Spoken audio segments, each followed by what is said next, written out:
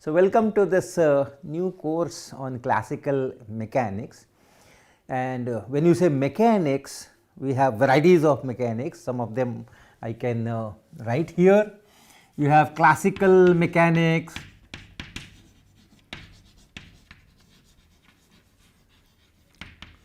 then you have quantum mechanics,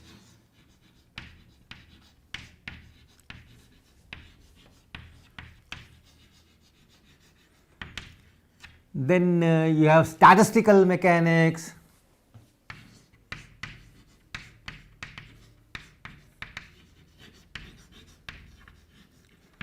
so varieties of things are there. Classical mechanics, which is the topics from classical mechanics that we will be doing. So, classical mechanics is the one from which we will be doing this course, some of the topics. This is basically, it talks of particles and systems which are not very small, not in angstrom level or nanometer levels. So, quantum mechanics is the branch where we talk of small particles. Small particles. Not that here we will not be talking of small particles. We will, many times we will take examples where electron is going and proton is there and so on. But basically, if you want to understand the dynamics, the behavior of particles, then you have to go to quantum mechanics if the particles are very small means in the nanometer angstrom regions. But if you have micrometer type dust particle, starting from dust particle let us say, and then planets, okay. So, all that that range is governed by this. So, not too small, not too small particles.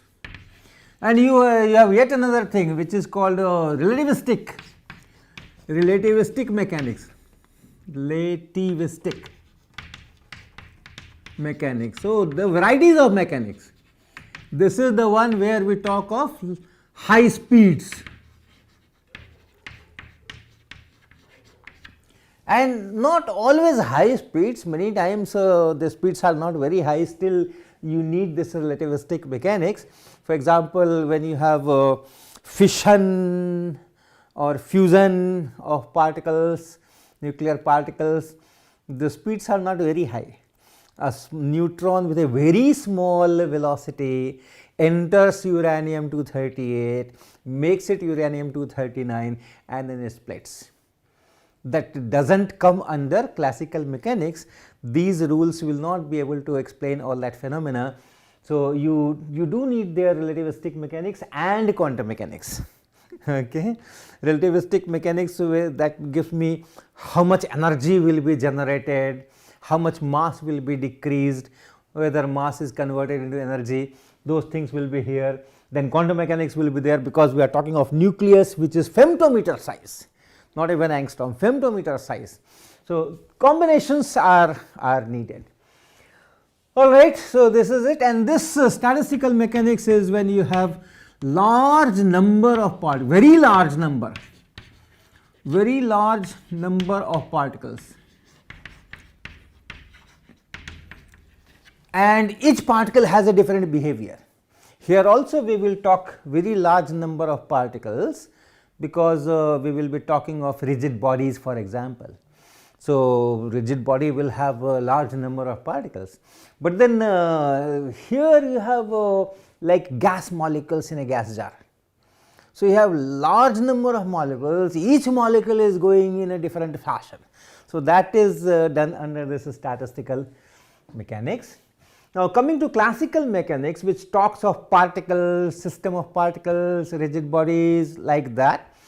Here also you have three formulations. One is the mechanics, classical mechanics, formulated by Sir Isaac Newton. This was sometimes in 17th century, sometimes in the year, let us say around 1687 Perhaps this was the year when Newton published the mechanics book Principia. So, this is the roughly 17th century later half. This is the period when Newton formulated this. We call it Newtonian mechanics, where the central thing is force and motion, force related to motion. This is the central idea.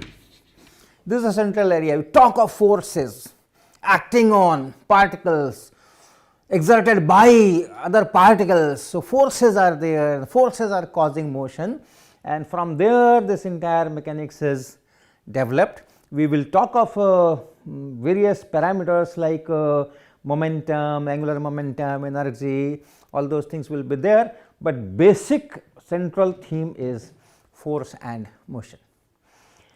Then about 100 years from here, you have another formulation of classical mechanics which is called Lagrangian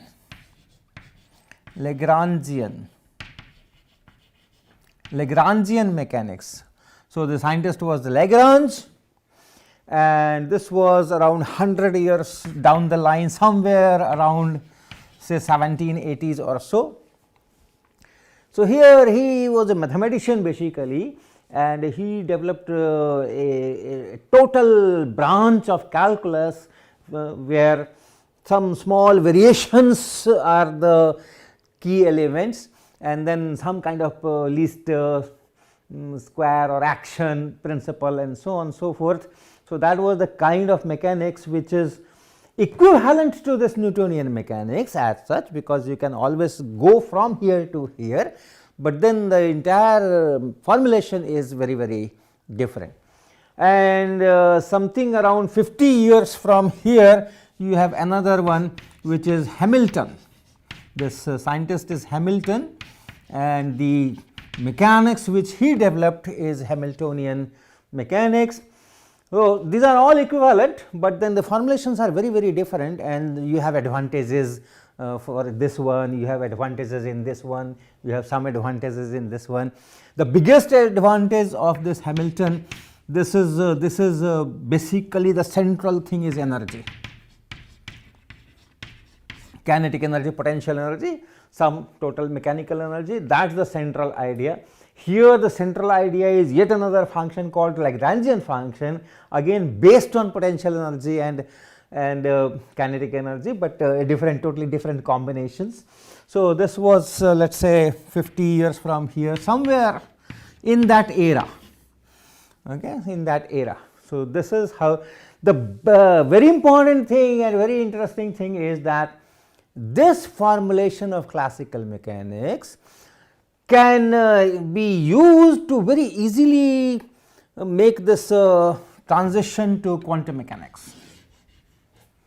Okay. So, although the classical mechanics and quantum mechanics, the rule are very, very different, but from this particular formulation, the structure is such that you can, if you have mastered this, then the mathematics of this quantum mechanics is very, very at least is related, connected. So, you can go from here to here. So, these are the kind of things that we do in the name of mechanics and then in the name of classical mechanics. In this particular course, we will be talking of this Newtonian mechanics, right. So, we will be talking of a single particle system, and then the forces acting on a single particle system, and then how it moves. And you all know that it is governed by 3 laws of Newton: first law, second law, and third law. And then there are very well structured equations, F is equal to ma. You solve them to get the future of that particle. Once you know the initial, the present of the particle and the forces acting on them for each instant to come, you can predict the whole trajectory of that particle. So, single particle system.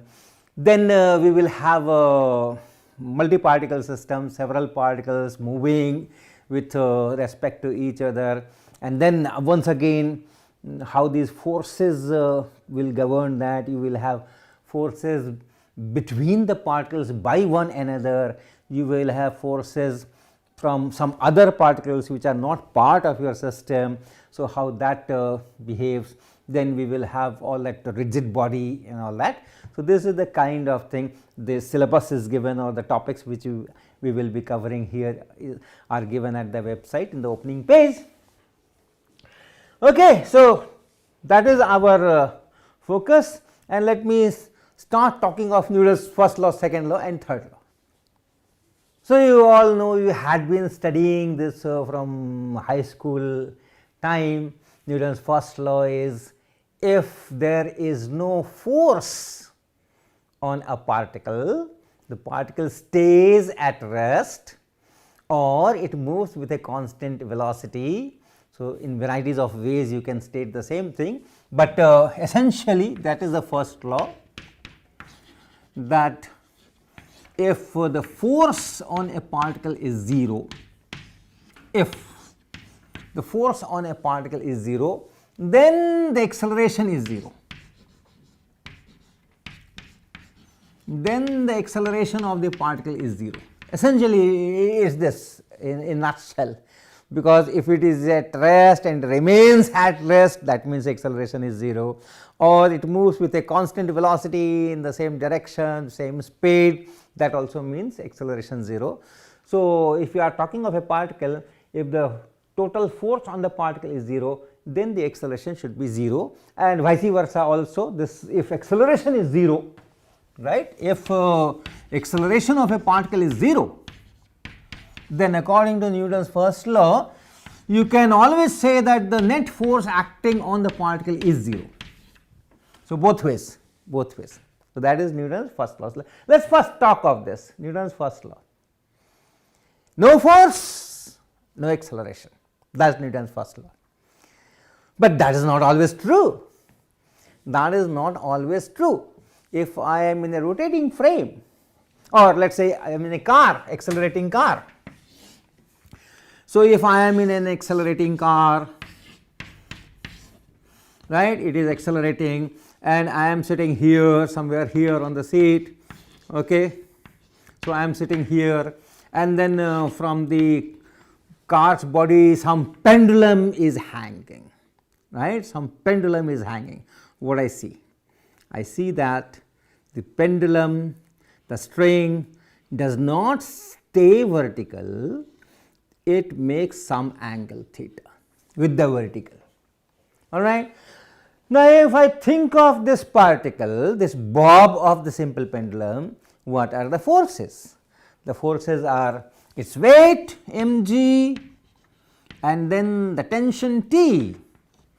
These are the two forces, because force is always exerted by some object, right. Force is by some object on some other object, that is how the force is conceived.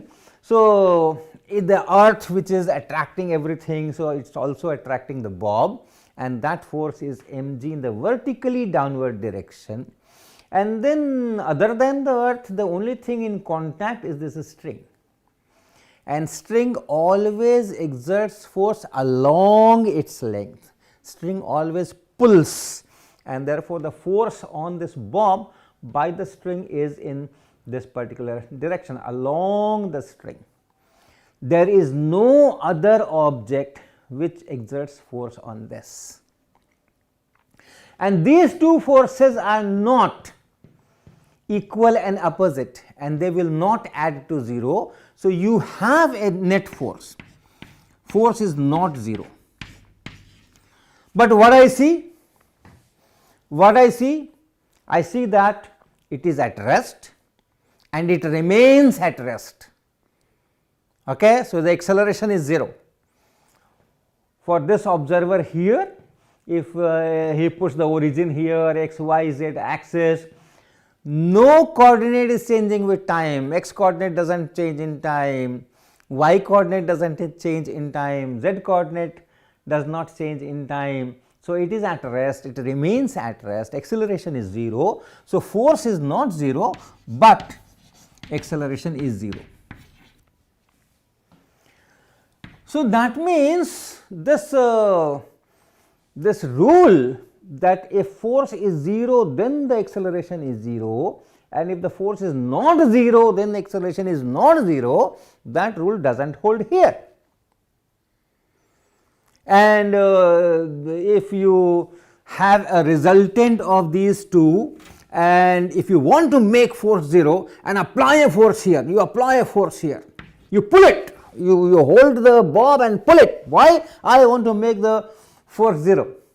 This tension here, this mg here is giving me some resultant, and I apply a force to make this force, total force 0. What will happen? What will happen? This bob will be accelerated towards me. If I pull it, the bob will be accelerated towards me. So, F is 0, but A is not 0.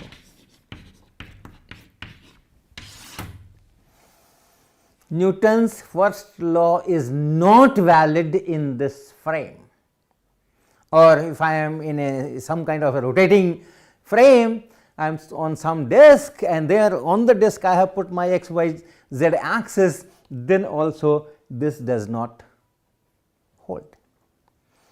So, Newton's first law is not a universal law as such, because we are always free to choose our frames of reference. Whatever is suitable for me, I will use that frame of reference.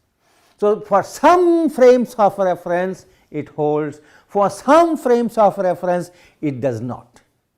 So, essentially what this Newton's first law is doing, it is defining or it is classifying that okay, there are at least some frames in which this holds, and we call them inertial frames of reference. We generally live on the earth, whatever we do, our activities generally because the technology is advancing very fast, and we are going to in spacecrafts to other places, the moon and Mars and all those things, but most of the time we are on the earth, and therefore a very suitable frame of reference is earth, and that is not inertial, that is not inertial. Now, no one can compel me that no, do not use the lab frame, do not put your x, y, z axis in the lab, and you have to go for an inertial frame, first search it, put your x, y, z axis there, and then do all the physics, all the mechanics, all the dynamics. That is not the way science goes. So, I am always free to choose my frame of reference, and if it suits me, I can use this frame or some other frame, whatever I like. So, this Newton's first law is essentially, it defines. Fortunately, the earth's frame of reference is close to inertial, although it is non-inertial, but it is very close to inertial. If you think of this condition that if f is 0, what will happen? The acceleration will be very small, exceedingly small. So, we can take it as inertial frame of reference, and if the acceleration of some object is 0, how much is the force in the frame of earth? If I am there, how much is the force, how much the force needed to make the acceleration 0?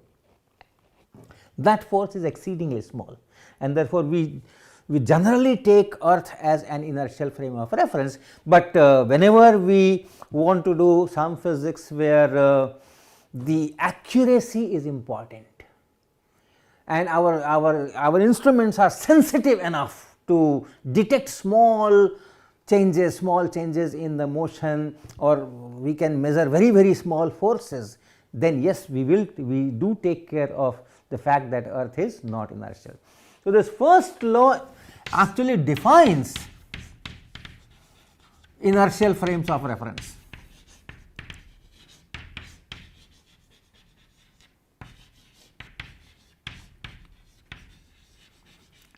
And once the inertial frame of reference is defined from here, then we go to the second law. In an inertial frame,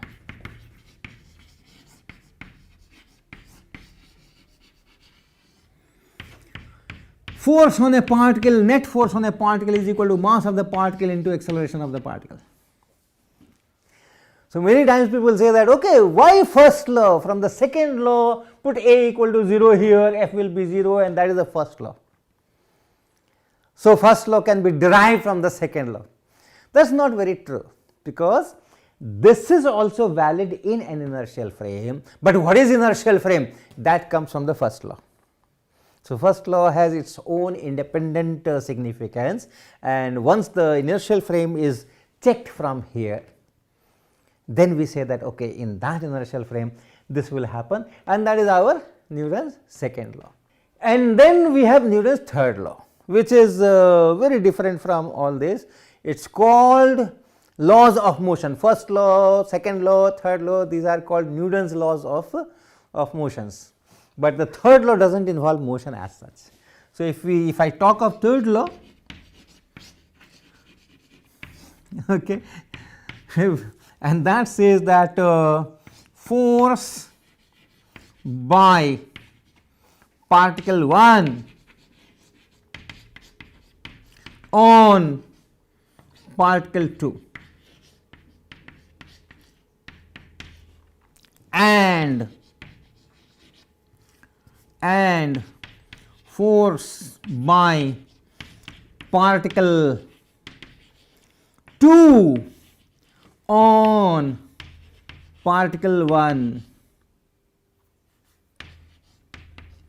at any instant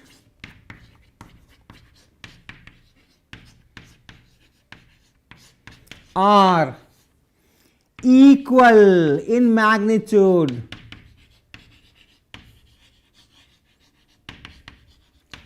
and opposite in direction.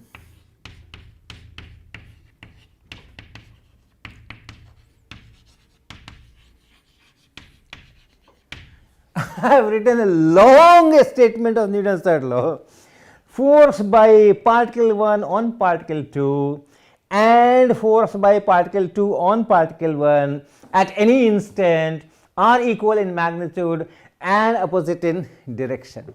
Whereas the most popular version of Newton's third law is that action and reaction are equal in and opposite.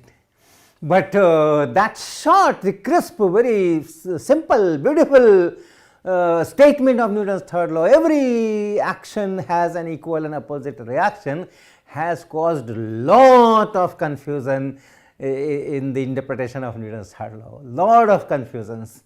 So, basically the content of Newton's third law is, if you have two objects and they are exerting forces on each other, remember, for any force you can ask these questions: which object has exerted this force, on which object this force is exerted, okay? What is the magnitude, what is the direction, but basically from where the force is coming. So, which object is exerting the force and on which object it is being exerted.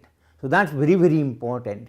So, if you have two objects, one is exerting force on the other is also exerting force on the first one. So, that is it, force by particle 1 on particle 2 and force by particle 2 on particle at any instant. This is also very, very important. In an action reaction statement, it appears that first some force was exerted, which is action, and then reaction also occurred. So, it is in reaction to the first force, the second force is exerted. It is not that, it is at any instant, at one single instant this is exerting force on that, at the same instant this is exerting force on this one. So, which one is action and which one is reaction has no significance, absolutely no significance, because at any instant, at one particular instant, this object is exerting force on this and this object is exerting force on that, and the two are equal in magnitude and opposite in direction. So, that is Newton's third law. The motion is not involved as such here, but how the forces are related. Here also there is yet another thing which we can add here in the Newton's third law, that and are these forces along the line joining the particles.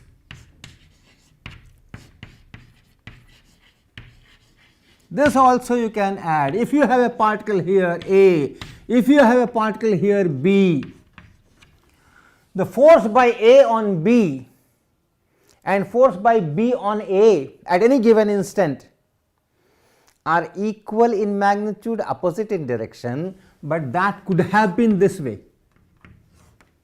That could have been this way. The directions are opposite. The magnitudes are equal. So, this statement is satisfied. But the other part which you can add is that no, the force is along, these forces are along the line joining these two particles. Okay. Now, if that does not happen, maybe in some cases if it does not happen, then this part will not be valid. Now, if you stop here, what is Newton's law? Force by particle 1 on particle 2 and force by particle 2 on particle 1 at any instant are equal in magnitude and opposite in direction. This, if you stop here, this is sometimes called weak form of Newton's third law, right. This is sometimes called weak form of Newton's third law.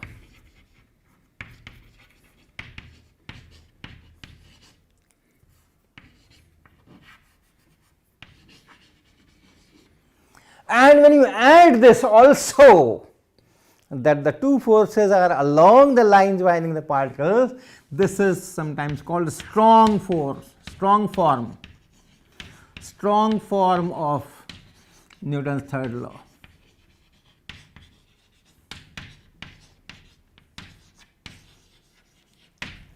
Okay, so we will stop here and we will talk further on forces in the next lecture.